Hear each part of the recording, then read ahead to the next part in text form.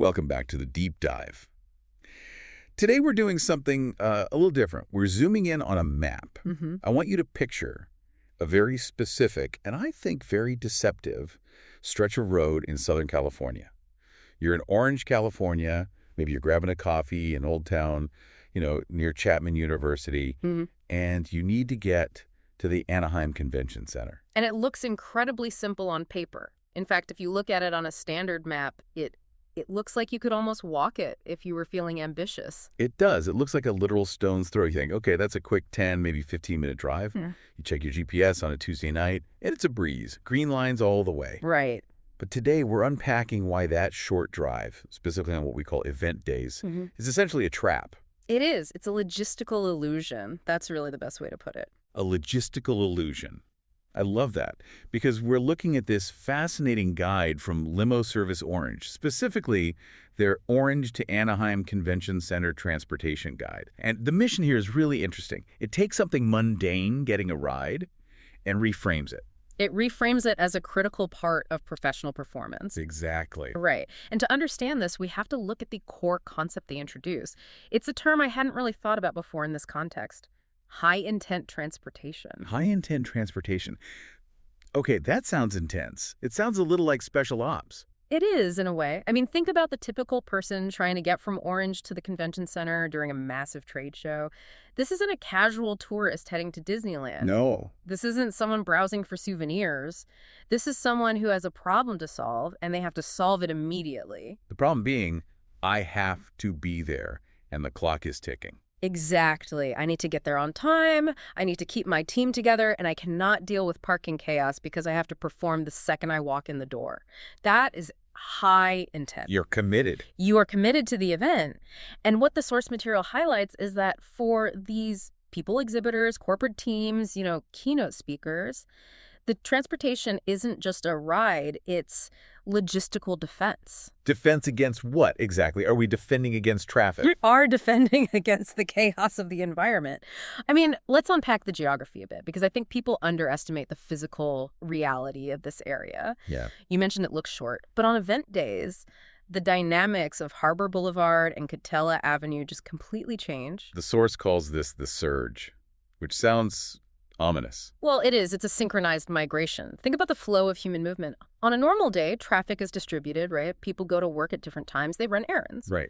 But on a convention day, say during NAM or a huge medical expo, you have 50,000 to 100,000 people. And they're all on the exact same schedule. Exactly. They all wake up at 7 a.m. They all leave their hotels or rentals in Orange at 8 a.m. And they're all aiming for the exact same 3 gates. So it's like a funnel. It's a massive funnel. You have thousands of people leaving hotels, coffee shops, residential pockets like the Chapman area, all at the exact same moment. It's not just traffic, it's a density problem. Precisely. You have the morning wave, where everyone is rushing for check-in. Then you have midday spikes for lunch, and then the evening rush for networking dinners. And here is where the technology, fails us. Because if you're just a regular driver or you're using a standard GPS, you're just looking for the shortest line. And that is the GPS trap that the guide mentions. Okay, let's go deep on the GPS trap, because I feel like I've fallen into this. Yeah. We all trust the blue line implicitly. Why is it wrong here? Well, we treat GPS like it's omniscient, but a GPS is just an algorithm. It relies on historical data and current road speed. It sees a road that should be open. Right. It doesn't see a convention. It doesn't know that the left turn lane is blocked by 3 tour buses.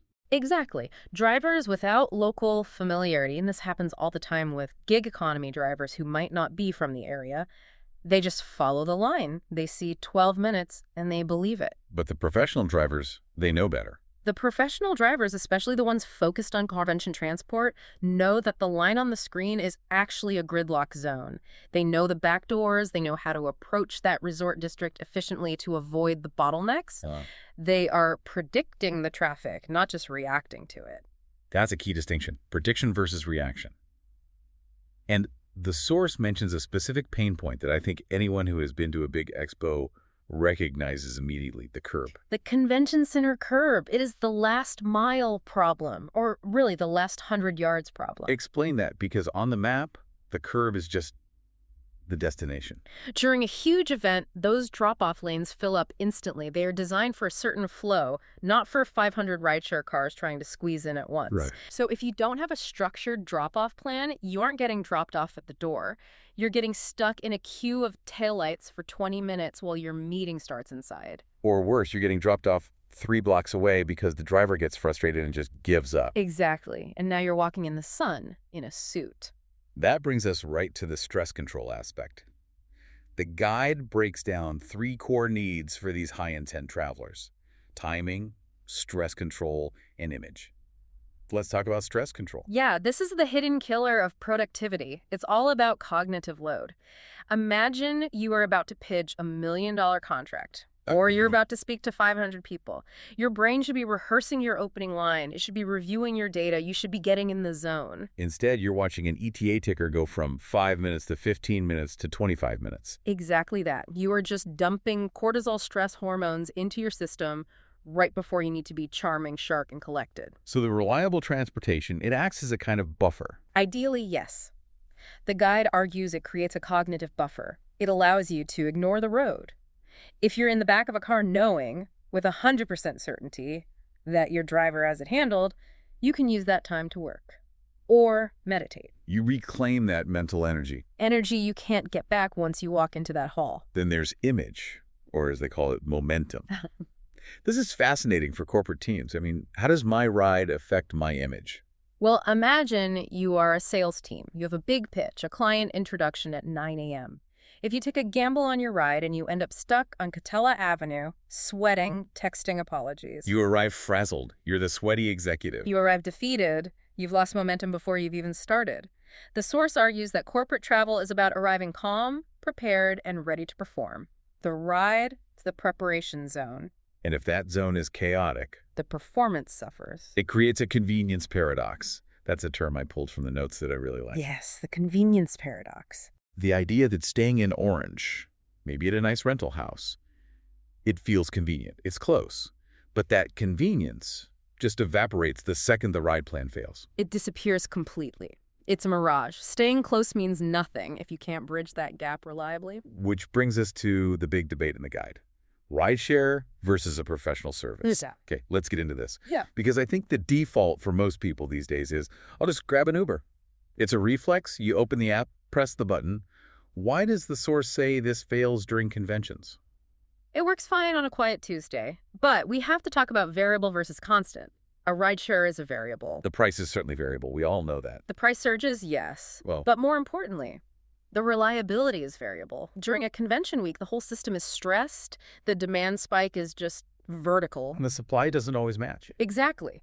So you face the cancellation risk. The dreaded driver is completing a trip nearby that turns into driver canceled 5 minutes later. I hate that. You watch the little car spin around and then poof, it's gone. And when you are on a tight schedule, say you have a badge pickup window or a booth to set up, you cannot afford to hope a driver accepts you. You are gambling your schedule on an algorithm's ability to match you. And the source specifically mentions the confusing pickup zones. Right. This is that curb economy we touched on. In a massive crowd, finding a specific white sedan among 500 other white sedans is a nightmare. It's like playing Where's Waldo with your ride home. So a professional transportation service, like the one from Limo Service Orange, it flips this dynamic. It creates a constant. You aren't requesting. You are scheduling. It's a contract. You book a pickup window. The driver expects the conditions. They know exactly where your home or hotel in Orange is. So it removes the variable of, will I even get a ride? It removes the hope. You're buying certainty. And for the high-intent traveler, predictability is currency. Okay, now I want to pivot to the specific types of people this guy talks to. Because it's not just executives in suits. There's a group they call the heavy lifters, the exhibitors. The exhibitors have a completely different set of struggles. They are really the unsung heroes of the trade show. I feel for the exhibitors. I really do. They have the hardest job. It's a physical challenge. And the source highlights a very specific danger here. Stacking. Stacking. This gave me a funny visual, but when you describe it, it's actually really dangerous. It is. So picture this. An exhibitor books a standard sedan rideshare, but they have 3 boxes of brochures, a pop-up banner, and a hard-shell case of product samples. And the trunk is Well, it's a trunk. It fits maybe 2 suitcases. The trunk is full instantly. So now where does the rest go? You have heavy boxes stacked on seats, maybe on laps, blocking the rearview mirrors. It's like playing Tetris inside a Corolla. Exactly. It's unsafe, it's uncomfortable, and crucially, it damages the materials. You arrive with wrinkled brochures and a bent banner. Yeah. You're damaging your assets before the show even starts. So the strategy for exhibitors is entirely about vehicle choice. You have to size up. The guide emphasizes booking SUVs or larger vehicles specifically for that gear capacity, but it's also about the schedule. Exhibitors have load-in windows. Right, you can't just show up whenever. The union workers are there at a specific time. Precisely. If your slot at the loading dock is 7:30 a.m. to 8:00 and you miss it because your ride canceled, you might be waiting 3 hours. That is a disaster. So the plan has to account for staging time, load-in, and this is crucial, the end-of-day breakdown. Breakdown times often run late. And the last thing you want after standing on your feet for 10 hours is to be standing on a curb waiting for a car that isn't coming. That's it. A professional plan offers flexible end-of-day extraction. Extraction. I like that. It sounds like a military operation. In a way, a trade show is a military operation. It requires that level of precision. It really does. Now, let's talk about another group, the teams, the corporate groups. The source talks about alignment. This is a classic efficiency problem. You have a team of 5 or 6 people staying in a rental house in Orange. They need to get to the convention. If they take 3 separate cars, Chaos. absolute chaos. 3 different arrival times, 3 different drop-off points. One person gets stuck at security, one person is early. The team is fragmented before the day even starts. So the strategy is book one vehicle. Book one vehicle, keep the team aligned. But the guide mentions a secondary benefit that I love. The vehicle becomes a mobile conference room. Tell me about that. Well, think about that 15 or 20-minute drive. If you are all in a Sprinter van or a large SUV together, that time is golden. You can do a final run-through. Okay, Sarah, you handle the pricing objections. Mike, you're on the tech demo. You can't do that if Sarah's in a different Uber. Exactly. It turns the commute into a warm-up session. By the time you hit the curb, you are a unit. You aren't adjusting your ties and looking for each other. You're ready to execute. And that ties right back to the image thing. You walk in together. Visually, it's powerful. Watching a team exit a vehicle together looks like a task force. Watching people wander in separately looks like a tour group. What about the multi-day campaign? Because most of these conventions aren't one-offs. They're 3-4-day marathons. The multi-day strategy is all about habit formation and reducing decision fatigue. The source makes a great distinction between day 1 and day 2. Day 1 is survival. Day 1 is stressful. Where do I get my badge? Where is Hall C? But by day 2, you want to be maximizing every minute. The source suggests setting a consistent morning pickup window. Same time, same place, every day. So transportation becomes a background habit. You don't even have to think about it. It becomes invisible, and that's what good logistics should be. Invisible. If you are thinking about your ride, the ride has failed. I love that. If you were thinking about the ride has failed. That's a bumper sticker right there. It really is the core philosophy here. We make thousands of decisions at a trade show. Who do I talk to? What do I eat? You do not want how do I get there to be a decision you have to make every single morning. So we've covered getting there. But the guide brings up something I hadn't really considered. The convention trip is rarely just the convention. No, never. It's a whole spider web of events. Right. You've got the airport SNA or LAX. You've got client dinners in the evening. You might have a team gala. And this is where the full day schedule comes in, the advanced tactic, if you will. And the source recommends coordinating these extra legs into the main plan. Think about the friction of a client dinner.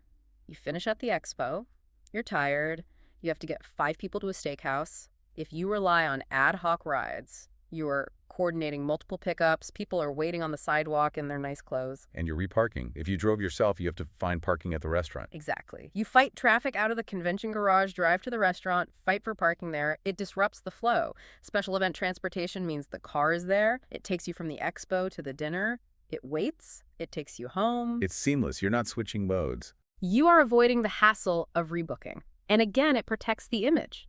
If you are hosting a client, putting them in a scheduled professional car is a very different experience than saying, hey, can you call a Lyft? Mine is 10 minutes away. That is a very awkward moment. My battery's dying. Can you get this? Not a power move. Not a power move at all. It signals a lack of foresight. So If someone is listening to this and they have a big event coming up, maybe NAMM, and they want to execute this high-intent strategy, the guide provides a checklist. Yes, the booking logistics. It's simple, but it's critical. If you get these 4 things right, you win. Walk us through it. First, the obvious. Pickup location. Be specific. Don't just say Orange. Give the address. The house with the red door on Glassell Street. Drivers love specifics. Second, event start time versus drop-off time. This is where people mess up. Explain the buffer. If the keynote is at 9 a.m., you do not tell the driver you need to be there at 9 a.m. You need to be at the curb at 8:15. You have to account for the walk from the curb, security checks, badge scanning. The driver needs your target curb time. Smart. Work backwards from the seat, not from the door. Third, passenger count. And be honest here. Don't squeeze 4 people into a 3-person space just to save a few bucks. Especially if you are high intent, you want comfort. Exactly. And finally, the gear list. This goes back to the exhibitors. Be explicit. 2 large hardshell cases and a banner. This ensures they send the right vehicle. I have a fleet page for this, right? To check the capacity. They do, and looking at it beforehand prevents that stacking danger we talked about. They won't send a sedan if they know you have a banner. And the big call to action from the source. Book early. It cannot be overstated. During big event weeks, availability tightens up fast. The high-intent travelers, the ones who know the game, they book weeks in advance. It's supply and demand. If you wait, you're back to gambling. You are back to gambling. And the whole point of this deep dive is to stop gambling with your arrival. So let's wrap this up. We've talked about the geography, the surge, the different personas. What is the main takeaway for you? For me, it's reframing the cost. People look at a private car service and think, that's more expensive than a rideshare. But they aren't calculating the cost of the failure. The cost of the missed meeting. The cost of the damaged prototypes. The cost of arriving at a pitch with your brain fried from traffic stress. When you view transportation as logistical defense, as a way to protect the thousands you invested in being at that show, the price of the ride becomes negligible. It's insurance. It's not just a car. It's a shield. It is a shield. It protects the investment you've made in the event. You spend thousands of dollars on a booth, on travel, on tickets. Why would you let a $20 rideshare decision jeopardize that whole investment? That's a great perspective. Whether you are the CEO, a booth staffer, or even a fan group heading to a comic convention. The goal is a smooth arrival. You want to finish strong. And I think that leads us to the provocative thought for the day. We always like to leave you with something to chew on. I'd ask the listener this. You spend weeks, maybe months, preparing your presentation. You design your booth. You rehearse your pitch. You pack your suit. You have controlled every variable of your performance. Why would you let the most predictable variable, the literal road to the event, be the one thing you leave up to chance? That's it. That's the question. Why let the final hour be the failure point? Control the variables you can control. Absolutely. Don't trip over the last mile. If you want to check out the fleet details or see how this works for your next trip from Orange, you can head over to limoserviceorange.com. They've got the guide and the fleet breakdowns there. Definitely worth a look before you pack your bags. That's all for this deep dive. Drive safe, plan ahead, and we'll see you on the next one. Goodbye, everyone.